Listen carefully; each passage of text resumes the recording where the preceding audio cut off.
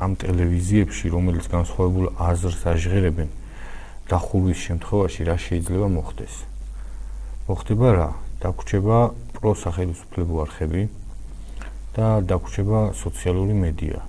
მაგრამ ესენი ისეთი ინერციით და ენერგიით მიდიან, არავინ არ იცის ხვალ და ზეგ Facebook-ი გამოაცხადონ ამ ქვეყნის მტრად.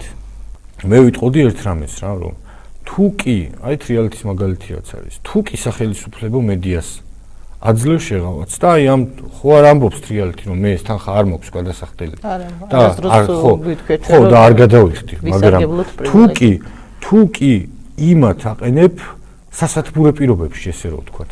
ამ მაშინ ეს უნდა იყოს თანაბრად ყველასთვის და თანაბარ პირობებში ჩაგვაყენე მოდი და მე იმას ამდენ მილიონს პატიობ და მე რაღაცა 500,000 სიტყვაზე არ მახსოვს ზუსტად ციფრები. ამას არ მინაწილებ და ამის გამო ინკასოს მოდებ და დახურვის საფრთხის წინაშე მაყენებ.